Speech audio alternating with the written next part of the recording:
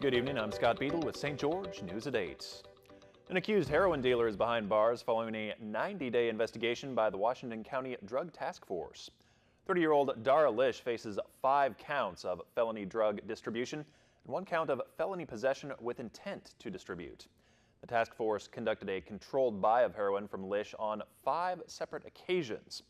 On Sunday evening, Lish was stopped for speeding on Old Highway 91 during an alleged drug run to Vegas to Lish's source. A K-9 unit alerted to the presence of drugs, which led to police finding about 25 grams of heroin. Lish's passenger, 33-year-old Adam Brett Wallen, was also arrested and faces felony drug possession charges. They are both due in court on Monday. A 90-year-old man riding an electric scooter was hit while crossing the street today. Rick Wayman has the story. A 90-year-old St. George man escaped serious injury today when he was struck by a vehicle in an unmarked crosswalk. Sergeant Craig Harding of the St. George Police Department was on hand to describe the incident. He was on his way to pick up his son, and he hit a pedestrian that was crossing the street, became so confused that he continued on, picked up his son, and then went south on this road, running 3 or 4 stop signs in the process, confused about it.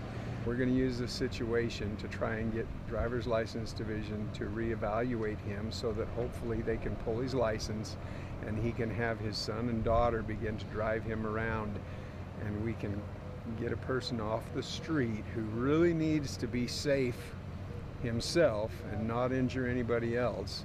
We want the public safe, we want him safe, and family needs to shoulder that responsibility. But he needs to know firmly that he can't drive again. Anytime you have a sidewalk and there's no paint or markings on the roadway, the sidewalk extends across to the other side of the roadway, and that becomes an unmarked crosswalk. So he was a pedestrian in an unmarked crosswalk.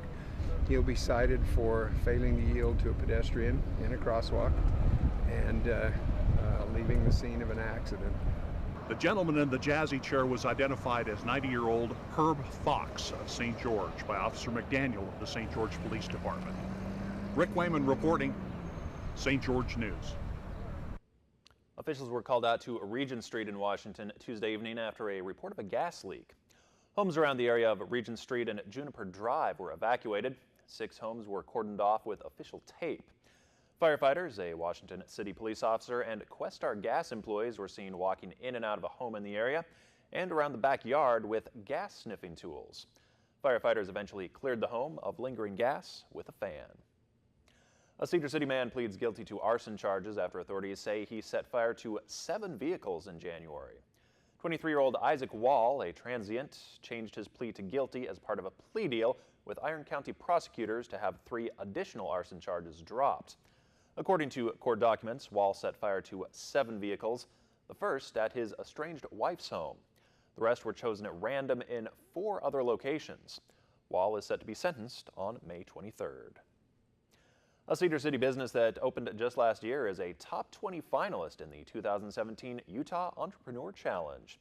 Cedar Sports, a new outdoor gear and rental shop, will represent Southern Utah University in competing for the People's Choice Award. The shop was required to make a video promoting the business as a finalist, which was created by SUU students. Online video voting from the public is open until April 14th at 5 p.m. Cedar Sports finds out if they're the winner of the $2,500 prize at the awards ceremony on April 15th at the University of Utah. The Utah Entrepreneur Challenge is a business competition between hundreds of Utah college students from all around the state. The Bureau of Land Management has purchased nearly 41 new acres of land, including part of the increasingly popular Kanara Creek Trail that leads to Canaraville Falls. This land leads to an incredible slot canyon that's growing in popularity and a wilderness study area that is home to 2 major canyons with ridges nearly 8,000 feet up. The property was purchased March 31st and will be used for recreational opportunities and other uses. Chief Meteorologist Chris Summers has your Southern Utah forecast right after this.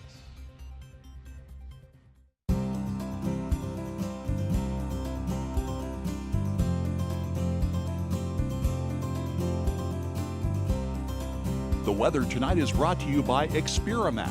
Experience Mac computers in a new way.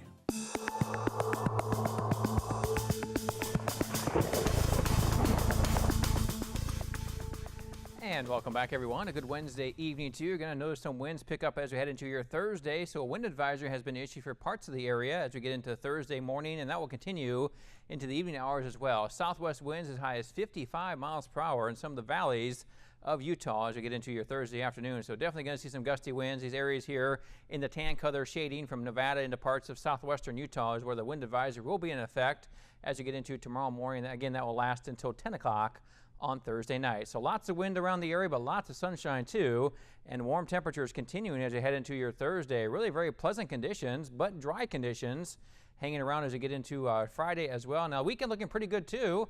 Easter Sunday looking very nice out there. May see an isolated shower try to come in on Sunday, but otherwise dry conditions and warm weather continuing here for much of southern Utah. Here's the reason why then. Here's a look at our surface map. Very warm weather here, set up across parts of southern Utah, also into parts of Arizona and Nevada. But again, very windy conditions as we head into your Thursday. That's all because of a system off to our west that will produce some showers and some snow into some of the Sahara Mountains as well. With that system actually making its way further to the north and to the east, that's just going to bring the warm weather into our area, but also the very windy conditions too for our Thursday. So Cedar City forecast does show clear skies to start with.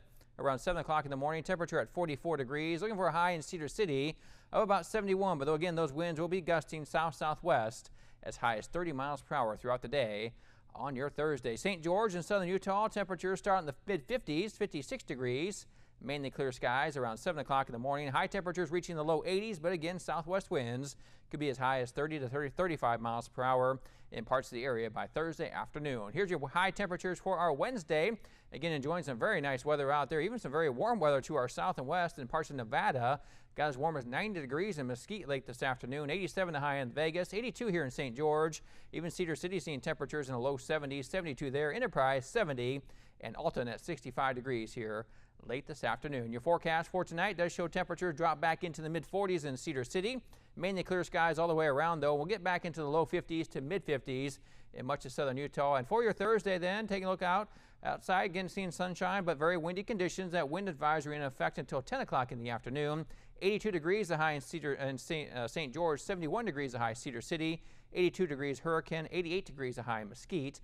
Again, those winds out of the southwest as high as 50 miles per hour in some areas. Cedar City forecast for the next 7 days do show the weekend looking pretty good. Again, partly to mostly cloudy skies into both Saturday and Sunday. Highs upper 60s to low 70s. And for southern Utah and St. George, we're seeing temperatures drop back into the 70s as you get to Friday, and that could last into Saturday too. There's that chance of an isolated shower in southern Utah on Sunday. Highs still though very warm, mid-80s Sunday afternoon, and keeping the mid-80s around through next week with lots of sunshine Monday and Tuesday. But definitely hang on to your hat on Thursday. That wind's going to really be blowing out there with those winds as high as 55 miles per hour. So that wind advisory in effect for much of the area. All right. Well, Chris, are you ready for a contest? Of course, always. All right. Well, KCSG Channel 8 has teamed up with Experamac to give away an iPad at the end of the month. All you have to do is go to the KCSG Facebook page or kcsg.com to enter.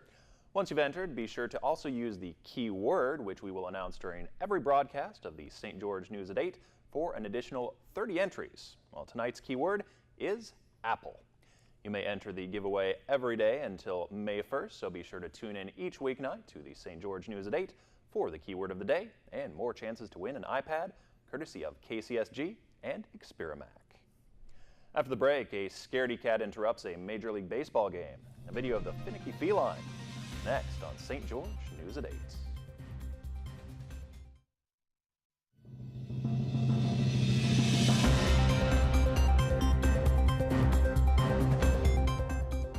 The Miami Marlins had a surprise visitor during their home opener against the Atlanta Braves last night.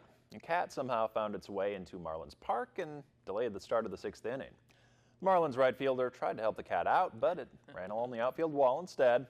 The scaredy cat ended up scaling the wall until it settled on the Marlins home run statue.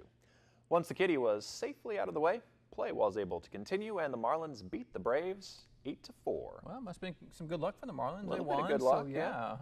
The lucky cat. He scaled that wall pretty fast. I was impressed with his skills. Yeah, got a new mascot now. There you go. Thanks for watching. Hope you have a great night.